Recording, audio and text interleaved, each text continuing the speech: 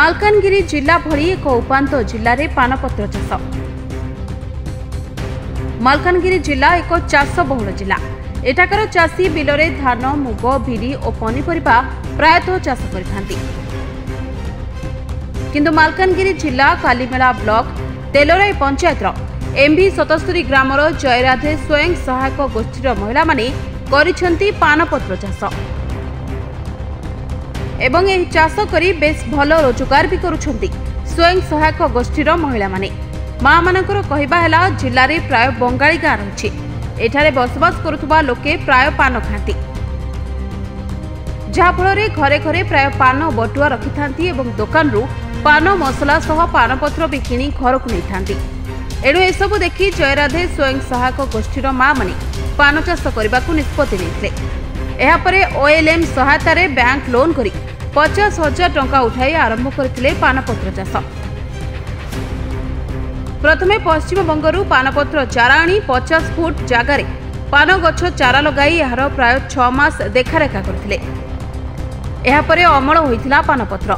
वर्तमान 6 रु 7 मास हेब स्थानीय पान दुकान गुडी को पानपत्र जोगाई देबा सह आखपाख अंचलर पानपत्र बेपारी माने मध्य आसी एठारू पानपत्र बिकिबा को नै थांती। पत्र मिशन शक्ति 50,000 ऋण नहीं आम पानपत्र चाष कलु। से कोलकाता लता आनिकी लगेलु। तापर 6 मास पर पत्र बाहर चियाबे आम से पत्र काढ़ी मार्केट रे बिक्री करुछि। आउ केते लोक अच्छी घरे आसिकी पाइकरी नहीं जाउछि। आम घरे बसी बसी अब इनकम होछि, आमर बाहर जीवाक पड़ुनी। शुरू एमाने बहुत प्रॉफिट बा लाभवान हेले केमिति से माने चाष कला परे 6 मास पर ठारू एमानकर प्रोडक्शन स्टार्ट हैला। परे एमाने आउ धीरे धीरे बढ़िबाकू लागिलारु एमाने आउ निजे हाथ रे जाईकरी बिकिबाकू असंभव हो गला। पर मु एमानक ठारू नेइकरी पाइकेडी हिसाब रे नेइकरी बाहर दुकाने बिकिली। हेले आमर जो बाहर जो पान आसला जो बरहमपुर कि कोलकाता पान आसला से आम प्रॉफिट भल पाऊ नथिलु। आम पाइकेडी जो नेइकरी बिकुथिलु भल प्रॉफिट मिल नथिला। एमानकर जो माँ माने जो खेत रे लगाउछन्ती एमानकर सांगे सांगे उठेइकरी देउछन्ती मते मु नेइकरी मार्केट रे सप्लाई दउछि। हेले एमानकर पानर चाहिदा अधिक। आगुरु सुनुथिले उपकूल ओडिशार लोक माने पान बरज करी निज परिवार रो भरण पोषण करिथांती। किंतु मालकानगिरी भली एक उपांत जिले में एमभी 77 ग्रामर जयराधे स्वयं सहायक गोष्ठीर महिला माने पानपत्र चाष करी जिला पई उदाहरण पालटिछन्ती। स्वयं सहायक गोष्ठीर महिला माने कहिसन्ती जे एही पानपत्र चाष करी सेमाने बेस लाभवान होइछन्ती।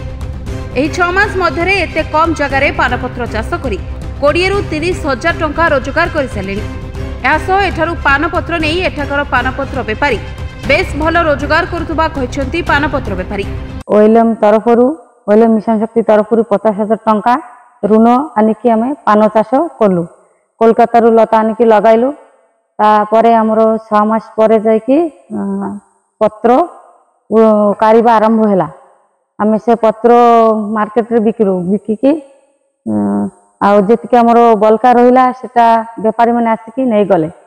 आउ से पानपत्र चाष आरंभ कर देखिकी हमर लाभ देखिकी अलगा एसएचजी माँ माने भी आग्रह अछि बा से माने करिबा पाई आग्रह प्रकाश कले। खाली एठाकर स्वयं सहायक गोष्ठीर महिला माने नहंती बरं जिलार बहु स्वयं सहायक गोष्ठीर महिला माने भी पानपत्र चाष करबाकू मन बळाइछन्ती। एणु महिला को आहुरी स्वावलंबी करबाकू हेले सरकार को एथिप्रति दृष्टि पड़िले एही अंचलर महिला माने आहुरी आगकू जाई परिबे बोली साधारण रे चर्चा होछि। मालकानगिरी रो अब्राहम कुमार सेनापति को रिपोर्ट, एनएनएस ओडिया।